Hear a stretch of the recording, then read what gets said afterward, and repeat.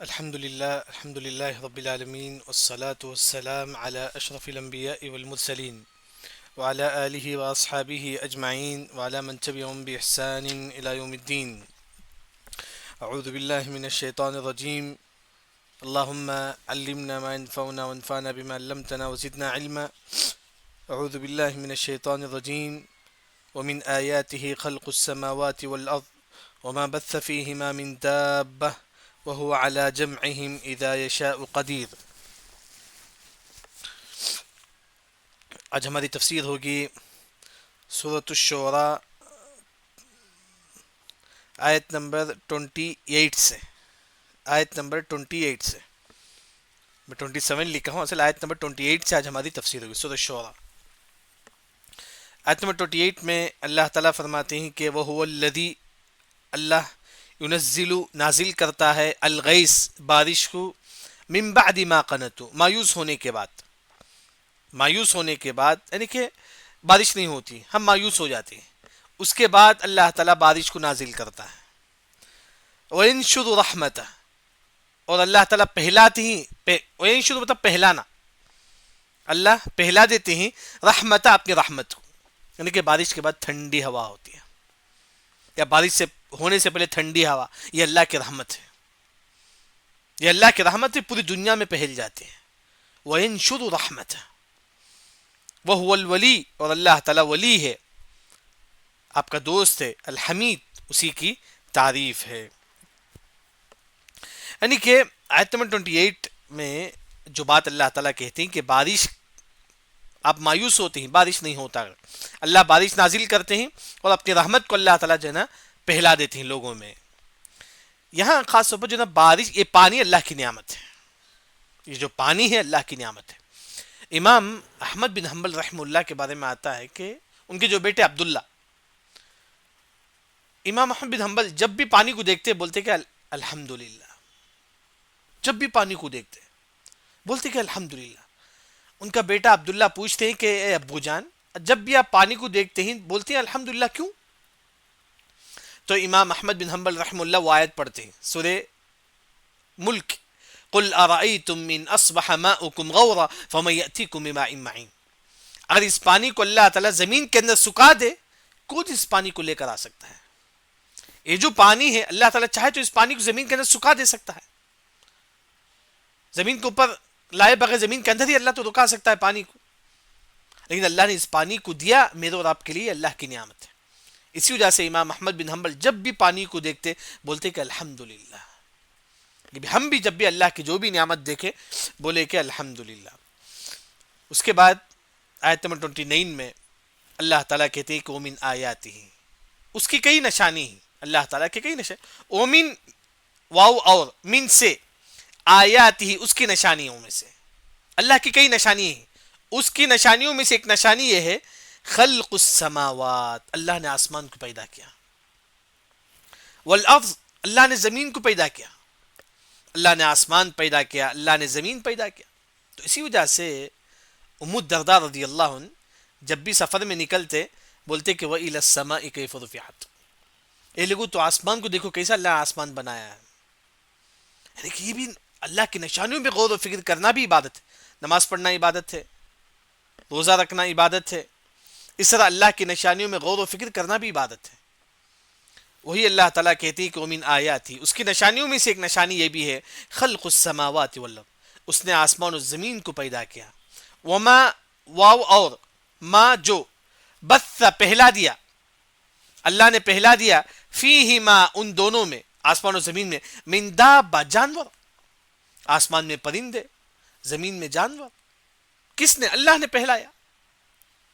آسمان میں رقم رقم کے پرندے اڑتے ہیں، زمین میں رقم رقم کے جانور ہیں. یہ سب کس نے کیا؟ اللہ نے. وہی اللہ نے فرمایا کہ ہم نے آسمان و زمین کو پیدا کیا، ان دونوں میں ہم نے جانوروں کو اللہ نے جو نا مسلط کر دیا، بس سا پہلا دیا. اور اللہ نے فرمایا کہ وہ ہوا، اور اللہ تعالیٰ علی جمعہم، ان تمام کو اللہ تعالیٰ جمع کرے گا، یہ جانور، انسان، پرندے، تمام کو جمع کرے گا. کب؟ اذا یشاء، جب وہ چاہتا ہے. جب وہ چاہتا ہے اللہ تعالیٰ تمام کو جمع کرے گا. یہ ہے اللہ کی بادشاہت، یہ ہے اللہ کی بادشاہت. جب چاہتا ہے اللہ تعالیٰ پرندے چرندے یہ جانور تمام کو اللہ تعالیٰ جمع کرے. کب؟ اذا یشاء، جب وہ چاہے گا. قدیر، اس پر وہ طاقت رکھتا ہے. یہ جب چاہتا ہے وہ لوگوں کو، انسانوں کو اللہ تعالیٰ جمع کرے گا، اس پر وہ قدرت رکھتا ہے. یعنی کہ آیت نمبر 29 میں اللہ کی کئی نشانی ہیں. ان میں سے ایک نشانی یہ ہے اللہ نے آسمان و زمین کو اللہ نے پیدا کیا، ان دونوں کے درمیان اللہ نے جانوروں کو، پرندوں کو اللہ نے پہلا دیا، اور اللہ تعالیٰ جب چاہے تمام کو اللہ تعالیٰ جمع کرے گا. یہ سب اللہ کے ہاتھ میں ہے. اس کے بعد آیت نمبر 30 میں اللہ تعالیٰ کہتی کہ وما اصابکم، جو تم کو پہنچتا ہے، ما جو، اصابکم جو تم کو پہنچتا ہے، من مصیبہ کوئی بھی مصیبت، تم کو کوئی بھی مصیبت پہنچتی ہے، سر میں درد ہے، کوئی بھی آپ کو بیماری آتی ہے، وما اصابکم من مصیبہ، کیوں آتی ہے بیماری؟ فبما، پس جو، کسبت جو تم نے کیا ہے، ایدیکم تمہارے ہاتھوں سے، تمہاری گناہوں کی وجہ سے. فبما کسبت ایدیکم کا آسان جو ترجمہ ہے تمہارے گناہوں کی وجہ سے. ہماری گناہوں کی وجہ سے ہم کو بیماری آتی ہے، ہماری گناہوں کی وجہ سے ہم کو سر میں درد آتا ہے. اسی وجہ سے اسما رضی اللہ عنہ جب ان کو ایک مرتبہ سردی ہو جاتا تھا، سردی ہو گیا تھا، وہ بولتے تھے کہ میری گناہوں کی وجہ سے. جب ان کو سر میں درد آتا، اسما رضی اللہ عنہ اپنا ہاتھ سر میں رکھتے بولتے کہ میری گناہوں کی وجہ سے، ذنبی ذنبی، ہماری گناہوں کی وجہ سے. بیماری انسان کی گناہوں کی وجہ سے آتی ہے. وہی اللہ نے فرمایا کہ وما اصابکم من مصیبت، جو بھی تم کو مصیبت پہنچتی ہے، فبما کسبت ایدیکم تمہاری ہاتھ کی کمائی ہے، یعنی کہ تمہاری گناہ ہے، تمہاری گناہوں کی وجہ سے اللہ تعالیٰ تم کو مصیبت دیتے ہیں. ایک ہوتا ہے کہ مصیبت آتی ہے گناہوں کی وجہ سے، ایک اور تمہارے درجات کو اللہ تعالیٰ بلند کرنا چاہتے ہیں. ایک انسان نیک ہے، ہر انسان اپنے بارے میں جانتا ہے، اس سے کوئی مصیبت پہنچتی ہے تو دیکھو کیا اس سے پہلے اس نے گناہ کیا ہے. اگر اس نے گناہ کیا ہے تو سمجھو کہ اسی گناہ کی وجہ سے مصیبت آئی ہے. پہچاننے کا آسان طریقہ ہے، کوئی انسان بہت نیک ہے پھر بھی اسے مصیبت آتی ہے، وہ سمجھو کہ اللہ تعالیٰ تمہارے درجات کو اللہ تعالیٰ جنت میں بلند کرنا چاہتے ہیں. جیسا کہ حدیث مشہور ہے، ما زال المؤمن والمؤمنة بلا حتى يلقى اللہ عز وجل. ایک مومن مرد، ایک مومن عورتوں کو اللہ تعالیٰ مرتے دم تک اللہ تعالیٰ آزماتا ہے. کیوں؟ تاکہ ان کے درجات بلند ہو جائے جنت میں. کیونکہ جنت پہ کتنے کی درجات ہیں جنت کے، بلکہ بعض مفسرین نے فرمایا مع کل آیہ درجہ، قرآن میں جتنی آیتیں ہیں اتنے درجات ہی جنت میں. قرآن میں جتنی آیتیں اتنے درجات ہی جنت میں. ایک اور حدیث ہے کہ ان فی الجنت 100 درجہ، جنت میں 100 درجہ ہے. یعنی کہ اللہ تعالیٰ کبھی مصیبت دیتا ہے تاکہ آپ کے درجات کو اللہ تعالیٰ بلند کرنا چاہتا ہے جنت میں. تو وہی اللہ نے فرمایا کہ مصیبت آنے کی دو قسم، ایک تمہاری گناہوں کی وجہ سے، ایک اللہ تعالیٰ تم کو درجات بلند کرنا چاہتے ہیں. اس کے بعد اللہ تعالیٰ کہتی ہیں کہ وَيَعْفُو عَنْ كَثِيرٍ، اور اللہ نے کئی گناہوں کو اللہ نے معاف کر دیا. وَيَعْفُو، اللہ نے معاف کر دیا، عَنْ كَثِيرٍ، بہت زیادہ گناہوں. یہ تم کو سردی آتی ہے، یہ آپ کے گناہوں میں سے 20% ہے، بس 80% جو گناہ ہے اللہ تعالیٰ اسے ہی معاف کر دیتے ہیں. وَيَعْفُو عَنْ كَثِيرٍ، اللہ نے کہا کہ مصیبت تمہاری گناہوں کی وجہ سے آتی ہے، لیکن وہ مصیبت بھی کم ہے، کیونکہ کئی ایسے گناہ ہیں اللہ تعالیٰ اسے ہی معاف کر دیتا ہے. اس کو وضو کرتا ہے انسان، گناہ معاف ہو جاتا ہے. نماز کے لیے چل کے جاتا ہے، گناہ معاف ہو جاتا ہے. ایک جمعہ نماز پڑھتا ہے، آنے والے جمعہ بھی جب نماز پڑھے گا، 2 جمعہ کے درمیان جو گناہ ہے اللہ اس کو معاف کر دیتا ہے. ایک رمضان سے دوسرے رمضان کے درمیان جو گناہ ہے اللہ اس کو معاف کر دیتا ہے. یعنی کہ اللہ تعالیٰ فرماتی ہیں کہ کئی گناہ کو ہم معاف کر دیتے ہیں. ان میں سے چھوٹا چھوٹا جو گناہ ہے اس گناہ کے بدلے ہم جو نا آپ کو مصیبت اور آزمائش سے دوچار کرتے ہیں. یعنی کہ آیت نمبر 30 میں اللہ تعالیٰ یہی فرماتے ہیں انسان کو جو مصیبت آتی ہے اس کے گناہوں کی وجہ سے ہے، لیکن اس کے باوجود بھی اللہ تعالیٰ کئی ہمارے گناہوں کو اللہ تعالیٰ معاف کر دیتا ہے. اس کے بعد آیت نمبر 31 میں اللہ نے فرمایا کہ وما انتم بمعجزین فی الارض، اور واو کا مطلب اور، ما نہیں، انتم تم بمعجزین، تم عاجز نہیں کر سکتے فی الارض، زمین میں. یعنی کہ ایک انسان چرا کے پیسہ چرا لیا کسی کا، انڈیا میں جا کے دبئی میں سیٹل ہو سکتا ہے وہ، بھاگ سکتا ہے. کوئی انسان چنے میں کسی کا پیسہ چرا لیا, جا کے بنگلورو میں جا کے کہیں چھپ سکتا ہے, لیکن گناہ کر کے تم اللہ کو کے پکڑ سے نہیں جا سکتے. وما انتم بمعجزین فی الارض, تم عاجز نہیں کر سکتے فی الارض, زمین میں, یعنی کہ تم کہیں بھی جاؤ اللہ تعالیٰ تم کو پکڑے گا. بمعجزین فی الارض وما انتم, نہیں ہے تم عاجز کرنے والے فی الارض, زمین. یعنی کہ ہم کیا کر سکتے, گناہ کسی کا پیسہ لے کے جو نا یہاں وہاں بھاگ سکتے, لیکن گناہ کر کے اللہ کے پکڑ سے ہم نہیں بھاگ سکتے. بمعجزین فی الارض ما لکم, نہیں ہے تمہارے لیے من دون اللہ, اللہ کے علاوہ, من ولی, کوئی ولی, ولی کے مطلب مددگار, اللہ کے علاوہ کوئی ہمارا مددگار نہیں ہے. لوگ قبر کے سامنے جھکتے ہیں, سمجھتے ہیں کہ قبر والا ہماری مدد کرے گا. نہیں, ما لکم من دونہ من ولی, اللہ کے علاوہ کوئی آپ کا ولی نہیں, نہیں ہے کوئی ولی آپ کا. وما لکم من دون اللہ من ولی ولا نصیر, ولی کا مطلب دوست, نصیر مددگار. اللہ کے علاوہ کوئی ہمارا نہ دوست ہے نہ کوئی مددگار ہے. بھروسہ صرف اللہ پر, وہی سب کچھ دینے والا ہے, اس کے علاوہ ان پر بھروسہ نہیں. ہمارا مددگار, ہمارا دوست, سب کچھ اللہ تعالیٰ ہے. اللہ کے علاوہ کوئی ہمارا دوست نہیں, نہ قبر والے نہ مزار والے, کوئی ہمارا دوست نہیں. سب کچھ جو ہے نا اللہ تعالیٰ ہے. پھر اس کے بعد اللہ تعالیٰ کشتی کے بارے میں ذکر کرتے ہیں. جیسا کہ اللہ کی کئی نشانی ہیں, ان میں سے ایک نشانی کشتی ہے, جو شپ ہے, جو سمندر میں چلتی ہے. آپ 1 روپے کائن ڈالو, وہ اندر چل جاتا ہے سمندر کے اندر, لیکن یہ شپ لاکھوں ٹن جو ہے نا لے کر جاتا ہے مال, لیکن پھر بھی سمندر میں نہیں ڈوبتا ہے. کس نے رکایا سمندر میں؟ اللہ نے. اللہ نے کہا کہ وَمِنْ آیَاتِهِ, اللہ کی نشانیوں میں سے ایک نشانی یہ ہے, الجوار, کشتی کو بولتے, شپ کو بولتے. یہ شپ ہے, اللہ کی نشانی ایک شپ ہے. کہاں ہے؟ فی البحر, سمندر میں.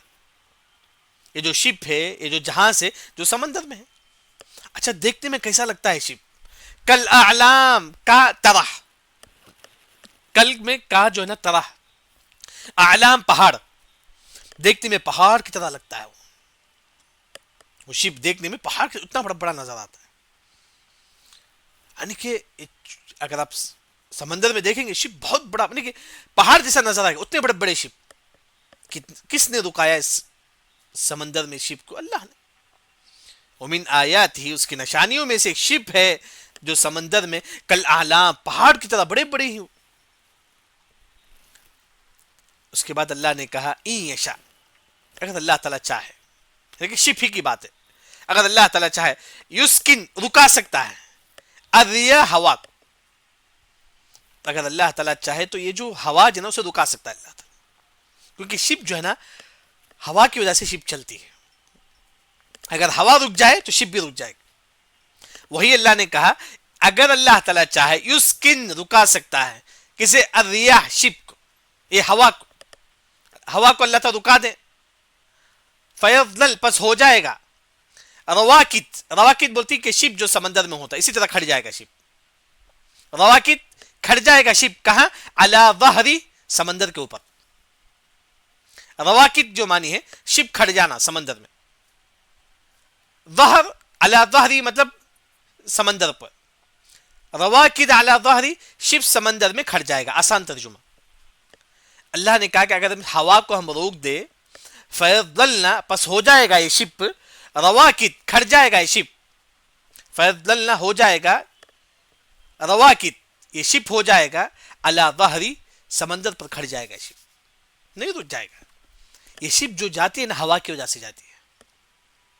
جیسے کہ اگر ہم کہیں یہ کار جو پیٹرول کی وجہ سے جاتا ہے, ڈیزل کی وجہ سے چلتا ہے, یہ شپ ہوا کی وجہ سے, ہوا رک جائے تو شپ بھی رک جائے گا.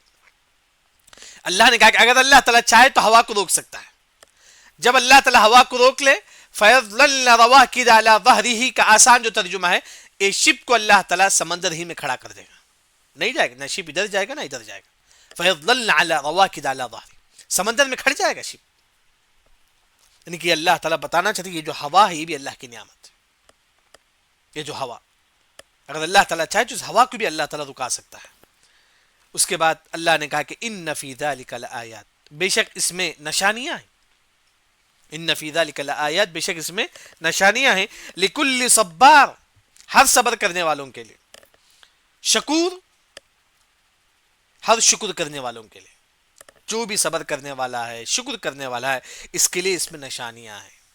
یعنی کہ کیسا اللہ نے شپ بنایا ہے، اس شپ کو اللہ تعالیٰ سمندر میں رکاتا ہے، کھڑاتا ہے، سب اللہ کے ہاتھ میں. جب چاہے اللہ تعالیٰ ڈبا بھی سکتا ہے شپ کو، یہ بھی اللہ کے ہاتھ میں. جیسے کہ ٹائٹینک جو شپ اللہ نے ڈبا دیا. اللہ تعالیٰ یہاں یہ کہتی ہے کہ اللہ تعالیٰ اس شپ کو جو ہے سمندر میں کھڑاتا ہے، یہ بھی اللہ کی نعمت ہے. اور اللہ نے فرمایا کہ او یا یوبقہن، اللہ ان کو ہلاک بھی کر سکتا ہے. جو شپ پہ جو ہے نا، اللہ ان کو ہلاک بھی کر سکتا ہے. اللہ ان کو ہلاک بھی کر سکتا ہے. یوبقہن، اللہ ان کو ہلاک، جو شپ میں ہے اللہ ان کو ہلاک کر سکتا ہے. کیسے؟ ڈبا کر.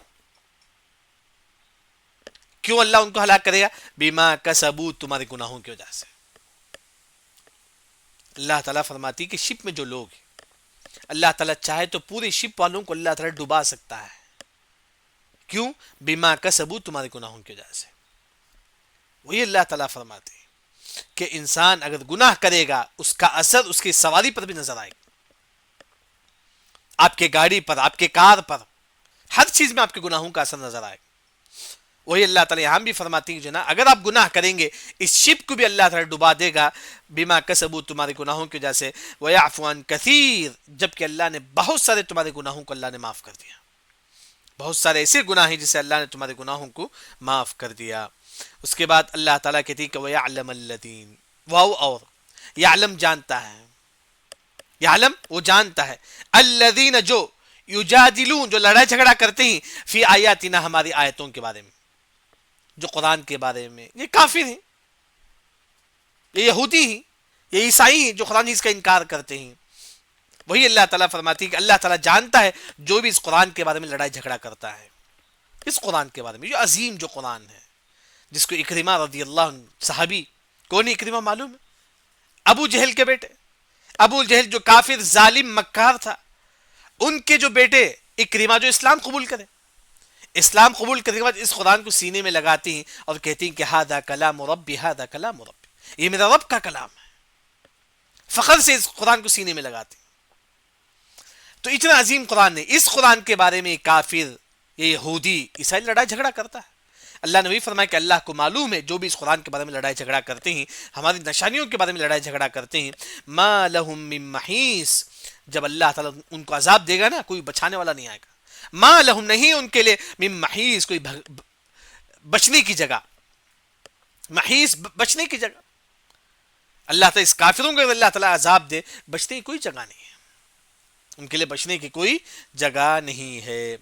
اس کے بعد اللہ نے کہا کہ فما اوتیتم، فاپس ما جو، اوتیتم جو اللہ نے تم کو دیا ہے، من شیء، یہ دنیاوی ساز و سامان ہے، بنگلہ ہے، کار ہے، سب کچھ، سونا چاندی زیورات. فما اوتیتم من شیء، جو کچھ اللہ نے آپ کو دیا ہے، فمتاع الحیات الدنیا، یہ سب دنیاوی زندگی کا متاع. متاع بولتے ختم ہونے والا، متاع ختم ہونے والا. جو کچھ اللہ نے آپ کو دیا ہے سب ختم ہونے والا ہے. جو کچھ ہے، جو ہمارے پاس آج ہے، کل دوسروں کے ہاتھ پہ رہے گا، سب کچھ ختم ہونے والا. فما اوتیتم من شیء فمتاع الحیات الدنیا، جو کچھ اللہ نے آپ کو دیا ہے دنیاوی زندگی، یہ معمولی چیز، حقیر چیز ہے، یہ سب ختم ہونے والی. باقی رہنے والی کیا ہے؟ وما عند اللہ، جو اللہ تعالیٰ کے پاس ہے، خیر، وہ بہتر ہے، وہ ابقا، اور باقی رہنے والا ہے. جو آپ نیکی کام کریں گے یہ آپ کے باقی رہنے والا ہے. یہ دولت، یہ شہرت، یہ سب ختم ہونے والے ہیں، لیکن آپ کے باقی رہنے والا کون ہے؟ آپ کی نیکیاں ہیں، آپ کی نیکیاں ہیں. اسی وجہ سے انسان کسی نیکی کو معمولی مت سمجھو. آپ کی زندگی کا ہر دن 2 منٹ میں آپ کو بتا رہا ہوں، قرآن کا ترجمہ پڑھو ہر دن، کم از کم معمولی مت سمجھو. اب 2 منٹ قرآن کا ترجمہ پڑھیں گے ہر دن، آپ کی زندگی میں برکتیں کتنے نازل ہوں گی. دیکھو آپ کسی نیکی کو معمولی مت سمجھو. یعنی کہ وہی اللہ تعالیٰ فرماتی ہے کہ دنیا سب کچھ ختم ہونے والی ہے، لیکن اللہ تعالیٰ کے پاس جو ہے وہ ابقا، بہتر ہے، اور سب باقی رہنے والی ہے. اور اللہ نے فرمایا کہ للذین آمنوا، ان لوگوں کے لیے جن لوگوں نے ایمان لایا، ان لوگوں جن لوگوں نے ایمان لایا. اس کے بعد اللہ نے کہا کہ وَعَلَىٰ رَبِّهِمْ يَتَوَكَّلُونَ، یہ وہ لوگ ہیں اللہ ہی پر بھروسہ رکھتے ہیں، اللہ ہی پر، اس کے علاوہ کسی پر بھروسہ نہیں رکھتا. یہ لوگ صرف اور صرف جو نا اللہ پر بھروسہ رکھتے ہیں. یعنی کہ آج ہماری تفسیر جو ہے نا آیت نمبر 36 تک جو ہے نا کافی ہے. یہاں اللہ تعالیٰ فرماتی ہیں کہ آیت نمبر 28 میں اللہ تعالیٰ بارش کو نازل کرتے ہیں جب لوگ مایوس ہو جاتی ہے، اسی وقت اللہ تعالیٰ بارش کو نازل کرتے ہیں. پھر اس کے بعد آیت نمبر 29 میں اللہ نے فرمایا کہ اللہ نے کی نشانی یہ ہے کہ اللہ نے آسمان و زمین میں اللہ نے جانوروں کو اللہ نے پہلا دیا، پرندے کو، جانوروں کو، سب اللہ نے پہلا دیا آسمان و زمین میں. جب چاہے اللہ تعالیٰ تمام کو جمع کرے گا، یہ اللہ کے لیے آسان ہے. آیت نمبر 30 میں اللہ تعالیٰ کہتے ہیں یہ مصیبت جو تم کو پہنچتی ہے تمہارے گناہوں کی وجہ سے ہے، ہماری گناہوں کی وجہ سے ہم کو مصیبت پہنچتی ہے. آیت نمبر 31 میں اللہ تعالیٰ فرماتی ہیں اے لوگوں کو تم ہرا سکتے ہو لیکن اللہ کو کبھی نہیں ہرا سکتے.